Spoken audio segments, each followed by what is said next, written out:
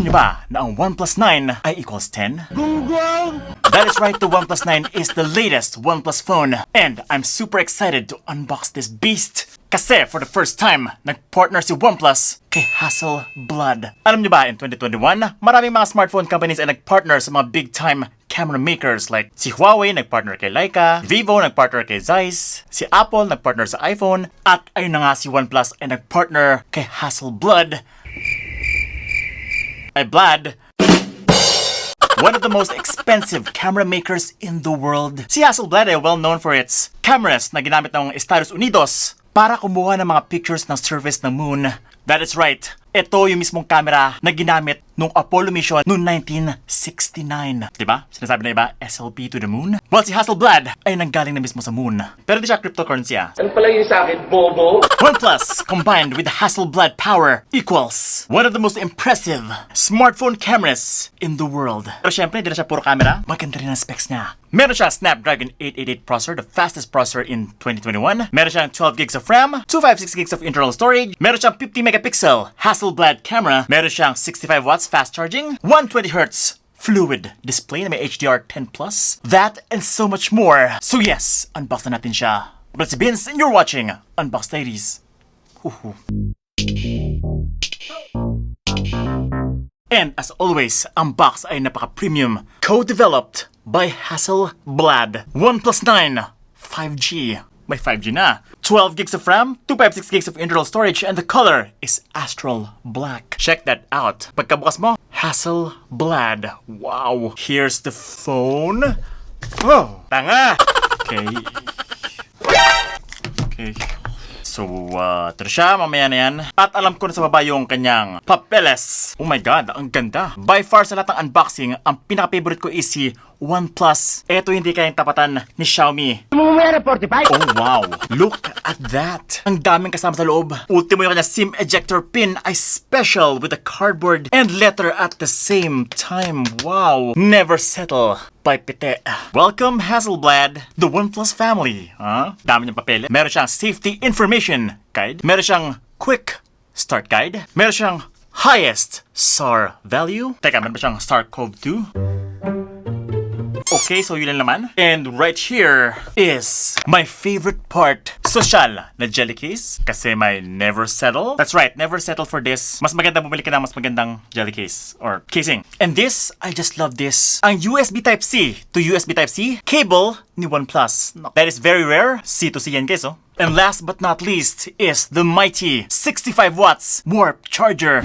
Aba, whoop! May automatic ML. Sobrang advanced naman. Check that out. Meron siyang wireless charging. And yung NFC area, malupit. This is the Hasselblad camera.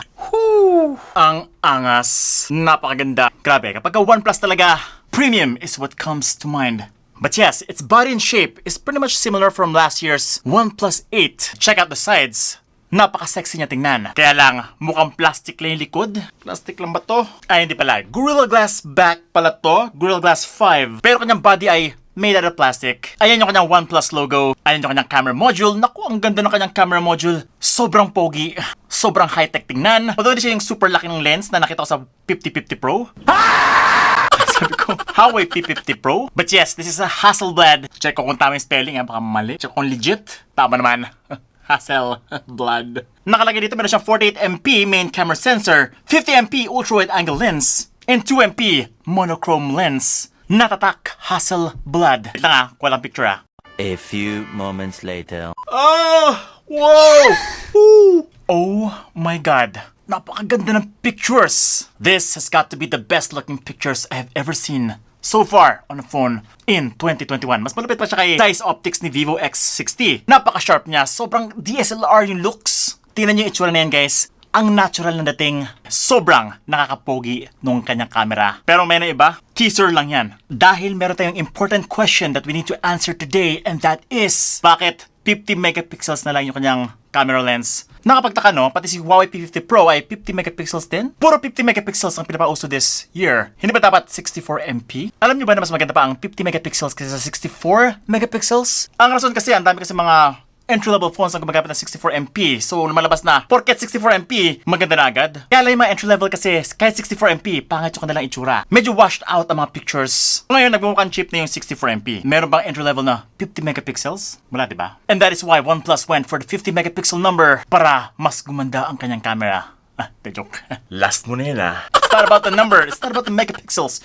It's about the sensor. Pero kasi, gas-gas na masyado ng 64MP. But yes, we will check out more of the image quality later. Balik mo na sa design, no? So yes, in terms of pagka-premium, it's half premium and half not premium. The feel is mixed for me. But yes, still, nire-retain yung mga ibang ports na nakita mo last year from the OnePlus 8. It still has that toggle right here. Ito yung pang silent, pang vibrate, and pang ring. Same power button, volume rockers nasa left side, nasa gitna, microphone sa taas, and loudspeaker, USB Type-C, SIM tray sa ilalim. Oh, by the way, dual nano SIM card slot lang siya. Wala siya micro SD card slot kasi nga flagship daw siya. Pero the great thing is, meron siyang UFS 3.1 na SSD. So, and up to 256 naman din siya. And the display, meron bang bago dito? Look closely. Aba, mas smooth na kanya display compared sa last year. That's right, meron siyang 120Hz na refresh rate compared sa 90Hz lang last year. It's got a fluid AMOLED display, 6.55-inch, 1080p. Meron siyang HDR10+, at ito ay umaabot ng up to 1100 nits of brightness. Napaka-bright na display. This, my friends, is very usable under direct sunlight. Kaya lang,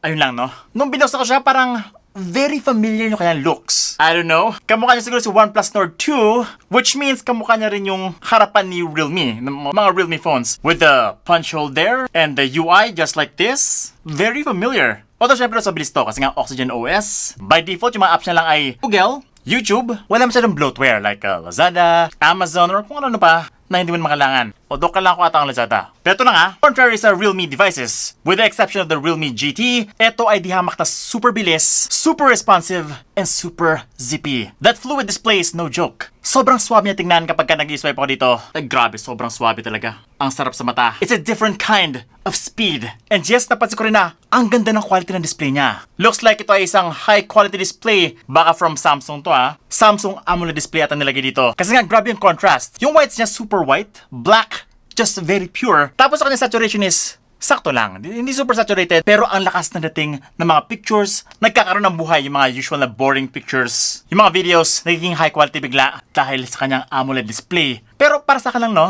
I wish na yung kanilang display ay medyo different naman. Siguro dahil to sa kanyang punch hole and yung kanyang interface, it kind of feels Realme to me. Well, I'm not surprised kasi sister companies mga yan. OnePlus, Oppo, Realme. Thus the similarities. That is the power of the Snapdragon 888 processor. 38. Swerte sa Chinese. Ganito yung kanyang score sa Antutu benchmark, 633,000 points. That is an okay number for 888. Okay lang. Meron kasi mga 888 processor na umaabot ng 800,000 points. I'm not sure why. Siguro dahil sa mga booster. But still, this is as fast as an iPhone 12 Pro Max. Well, actually, mas mabilis siya kasi nga mas sumabi ang kanyang display. Mabilis na processor plus mabilis na display equals napakabilis at napakaswabing experience. Ay, grabe. Ang ganda naman nito. Lakas pa ng sounds! Guys, panalong-panalo ang sounds niya. Oh, lupit ng pagka-legendary Buong-buo yung sounds niya kahit sa max na volume. Sobrang pulido. Oh! Dalawa pala yung kanyang speakers, no? Stereo speakers. Left and right. Yung isa down-firing, yung isa naman front-facing. And the graphics, naku, kung mahilig ka mag-ML, para sa'yo to. Ang ganda ng graphics. Una ko napansin is, ang taas na kanyang resolution. Meron sa mga phones na, although meron sila ultra graphics, hindi ganun kataas yung resolution. Pero ito, right out of the box, ang taas ng resolution. So, ang sharp tingnan ng mga details, ang sharp ng mga heroes, ng environment, yung effects, ang lakas ng dating, and the lighting, grabe. Oh, by the way, ultra graphics pala to Kompleto yung settings. And napansin ko sa kanyang gaming mode, meron siyang graphics enhancer. So, napansin ko lang parang mas naging vibrant and a lot shinier yung mga characters, nag-improve yung lighting effects, yung mga shadows mas clear, and yes, can you not appreciate that display? Ang nipis ng bezels, no? Akala mo puro display lang. Yun lang pahaba yung kanyang display, hindi siya yung palapad. So, medyo elongated yung kanyang itsura. Performance-wise, walang problema, guys. At ultra graphics, ang swabe niya. Walang frame drops, 60 frames all throughout. Mobile Legends at ultra graphics, sisiw lang yan kay Snapdragon 888. Grabe ka naman, ang ganda ng graphics mo. Sobrang tindi ng graphics. Ito na yung baril ko, napaka-sharp tingnan. Ito yung mga smoke effects. Grabe, ang ganda. Guys, yung sound sobrang ganda. Bawat putok, bawat pagsabog, talagang feel na feel nyo. Akala ko andun ako sa mismong game. Para siyang surround. Dahil siguro sa kanyang stereo speakers, dalawang speakers niya, it gives you a different kind of immersion. Pero syempre, ang bita dito yung graphics. Nako, eto yung settings niya. Very high graphics, max frame rates, kailangan wala siyang 90 frames per second. Na option, not yet here. Exclusive lang sa mga gaming smartphones talaga yon. Pero okay na ako dito, ang ganda masyado. It looks very smooth. It looks like sobrang responsive pa kanyang display. Kaya pala. It has 240Hz touch sampling rate. Sakto lang. But yes, this phone can truly game.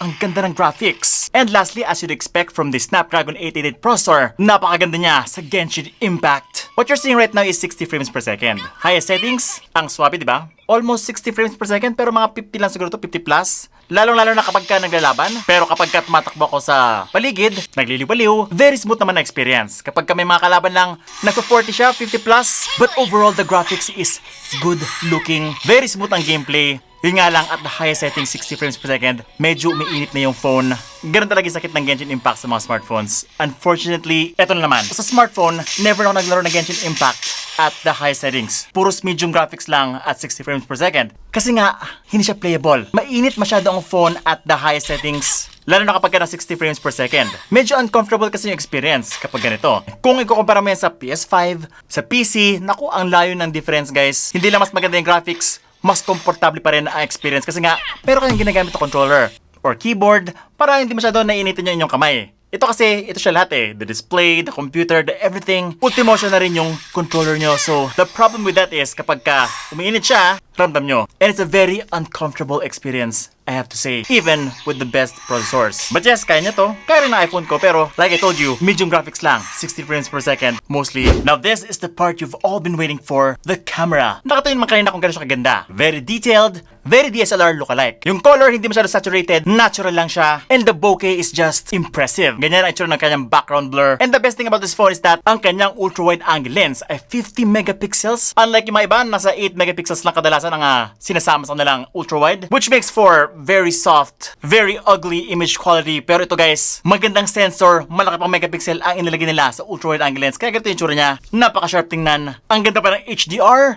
Usually kasi mga sabog yung itsura ng mga skies, pati yung background, medyo sabog, balancing of the lighting, the details in the background, at sharp pa rin ang itsura ng subject nyo. Matindi ang camera ni OnePlus 9. Ngayon sa mga nagtatanong, no, ano ba dito ang ginawa ni Hasselblad? Actually, it's just color calibration, that's right. Kung mapasin nyo, compared to last year's OnePlus 8, medyo iba yung kanyang color ngayon. Pero Vince, color lang? Kasi guys, yung mga sensor na yan, usually Samsung lang yan or Sony. Hindi naman gumagawa ng mga camera lens sila Zeiss pati si Hasselblad eh. Usually, yung kanilang processing lang yan andito. Could be the bokeh, but most likely yung color calibration. Kung ano yung color calibration nila sa mga Hasselblad cameras nila, they have incorporated that into their pictures right here. And thus, the DSLR look. Alam nyo ba na ang color science ay pinapatent din? That's right. Hindi mo pwede kopyahin yung colors ni Sony, ni Canon. You can't just copy those guys. May ownership sila dyan. And that's why to get some incredible looking colors just like this, you need to partner with these brands. And syempre, para na rin Hasselblad. Syempre, social, di ba? Hasselblad yun eh. Pang intergalactic na. Pang space astronauts. Apollo 11 mission. Grabe, ganda. Pati yung kanyang ultra-wide angle lens ay may Nightscape Mode. Ang kanyang Pro Mode, ganito yung itsura.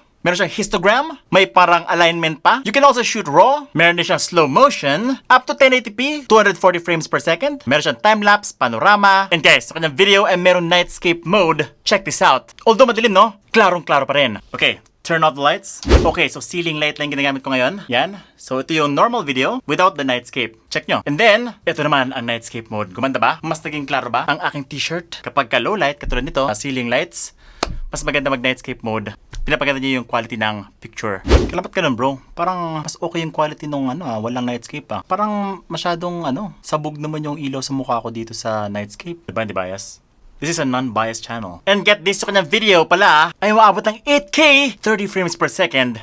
Pero, who actually uses 8K for my smartphone quality video? Ito ang itsura ng 8K, 30 frames per second. Kamusta naman ang quality? Maganda ba? Pang Snapdragon 888 lang to 4K, 60 frames per second. Ako, palupit ng palupit 4K 60 frames per second, konti lang merong cameras na ganun, pero ito meron na agad. So magkano ba si OnePlus 9 5G? Snapdragon 888, Hasselblad camera, baka umabot na ng 70,000 pesos. But yes, like I told you, 30,000 plus lang siya. Isang variant lang available, no, na nakita sa mga articles, nasa 38,990 pesos, 12 gigs of RAM, 256 gigs of internal storage. That is actually quite good for the price. Isa sa mga pinakamurang Snapdragon 888 sa ating bansa. At alam nyo ba, konting-konti lang yung mga Snapdragon 888 sa Philippines. What about the Realme GT? Well, hindi naman siya nirelease dito officially, so there you go. Pero ito, official to, and it does not break your bank kasi nga 38,990 lang. Hindi siya umabot ng 50, 60, pero pang flagship ang performance, experience sa camera, is actually quite a good deal if you're looking for a flagship na hindi ganun kamahal. Pero kung di mo type yung kanyang camera, di mo type yung kanyang design, baka meron ka mas matibuan sa akin channel. Kaya mag-abang ka lang at mag-subscribe, hit the bell icon so that you don't miss any of my great content. Kita tayo sa next video. Plus si Vince, and you're watching Unbox Diaries. Woohoo!